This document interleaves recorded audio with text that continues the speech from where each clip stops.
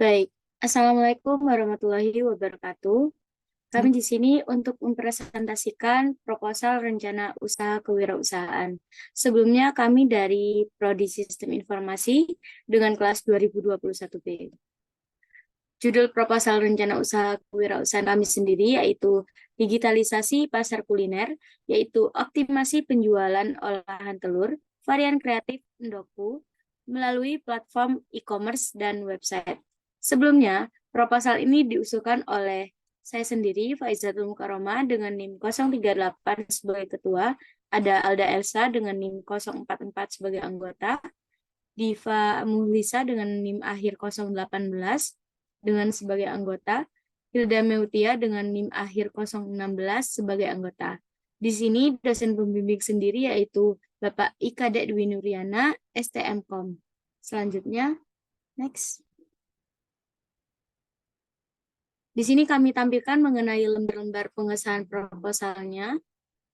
Next. Next.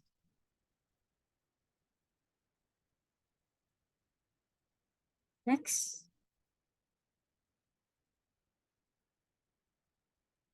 Baik, yang pertama yaitu judul kegiatan usaha, di mana digitalisasi pasar kuliner, yaitu optimasi penjualan olahan telur varian kreatif Endoku melalui platform e-commerce dan website.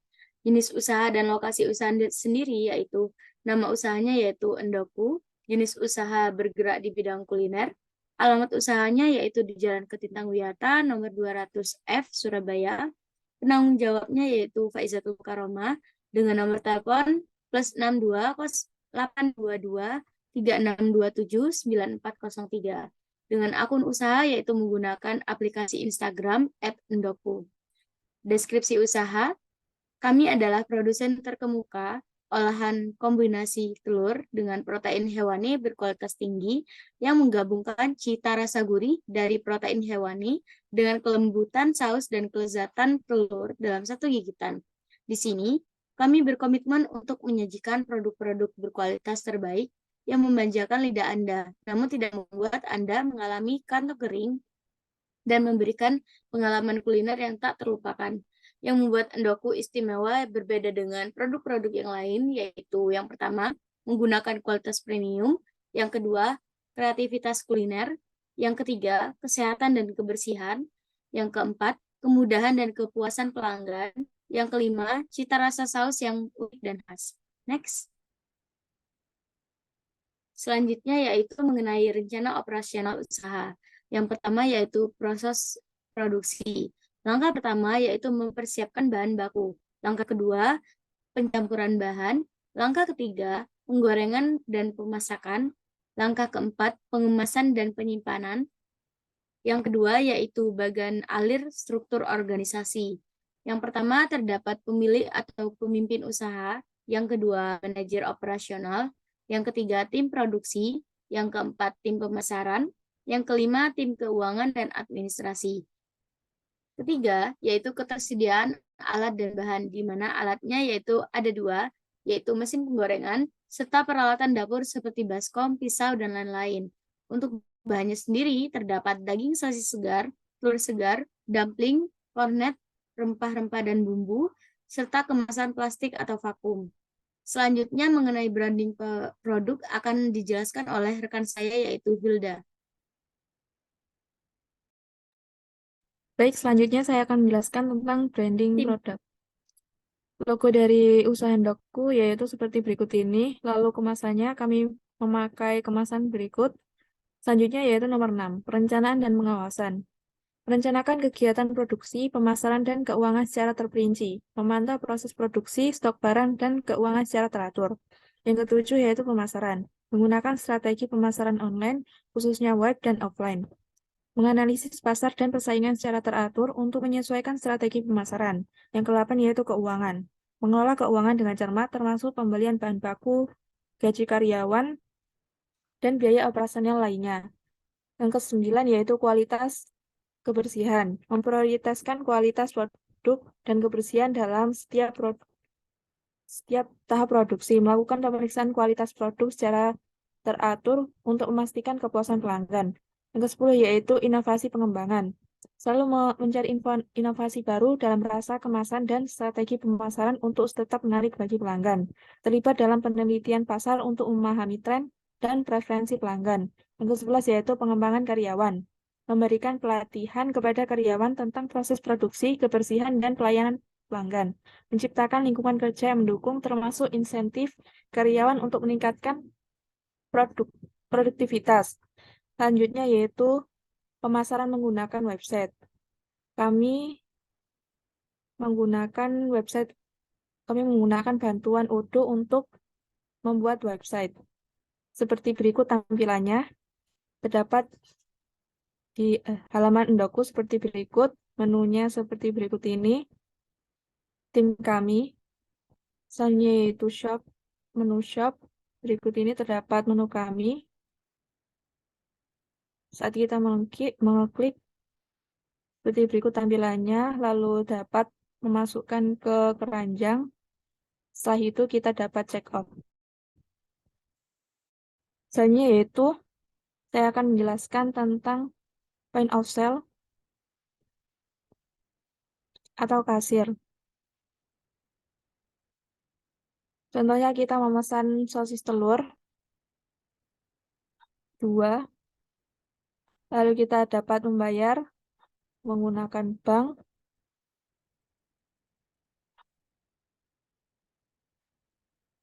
Maka akan keluar struknya seperti berikut ini.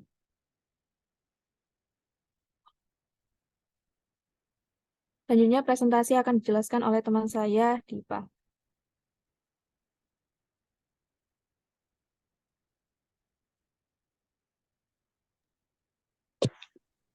Baik, selanjutnya yaitu target usaha.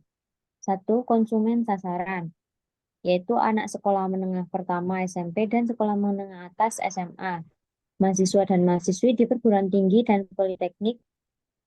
2. Wilayah pemasaran, sekolah-sekolah dan kampus-kampus di wilayah tertentu, kios, warung, dan kantin di sekitar area pendidikan, agen, reseller, dan pedagang makanan di wilayah tersebut. 3. Yaitu sistem pemasaran dan distribusi.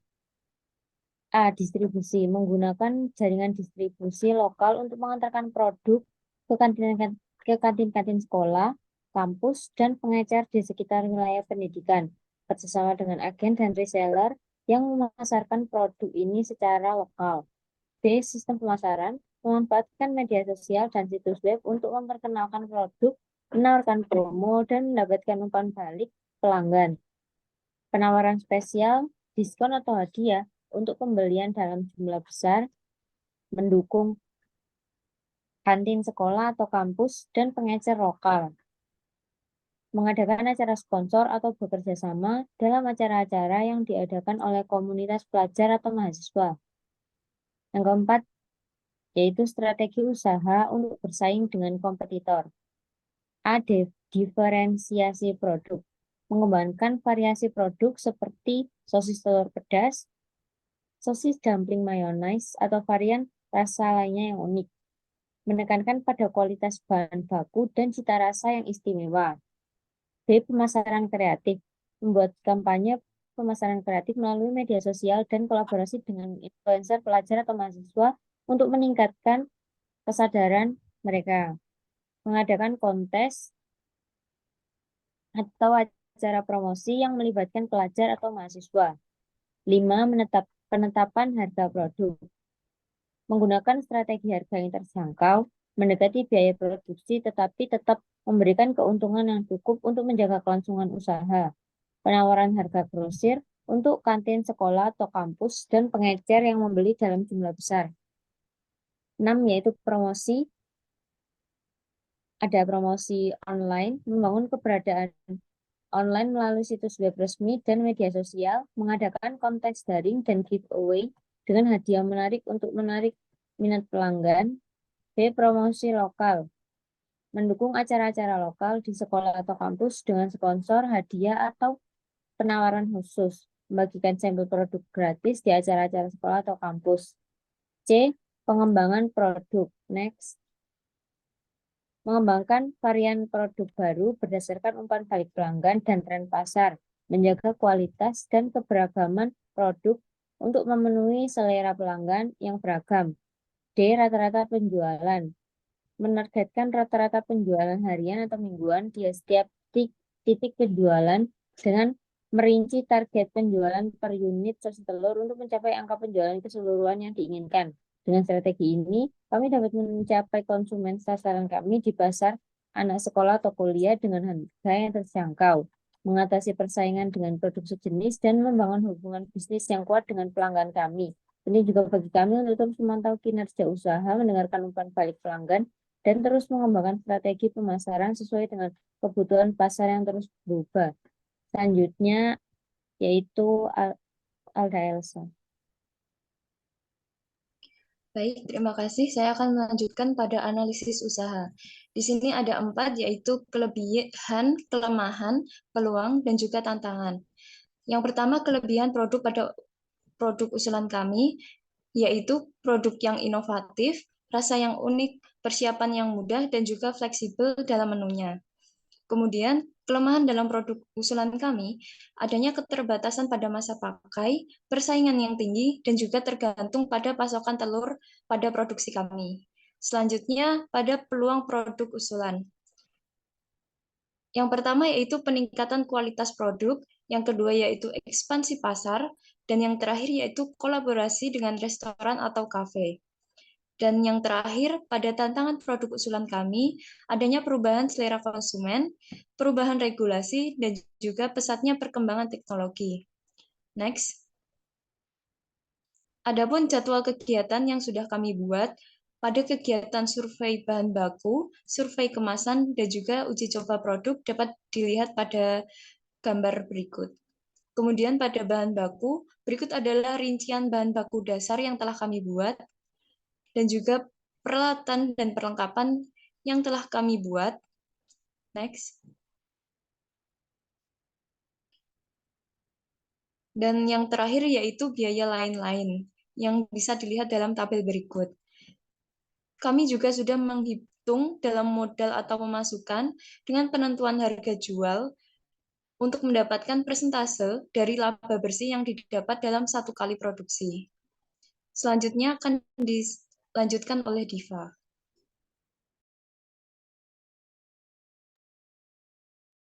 Selanjutnya yaitu lampiran yang berisi bagan alur gambaran usaha yang akan kami kembangkan. Yang pertama, riset pasar, kemudian hasil riset, kemudian perencanaan produk, lalu hasil rancangan, lalu proses produksi, bahan, peralatan, dan cara kerja. Kemudian produk, kemudian distribusi dan pemasaran, lalu evaluasi, dan kembali ke riset pasar. Baik, saya kembalikan kepada Pak Iza. Baik, terima kasih Diva.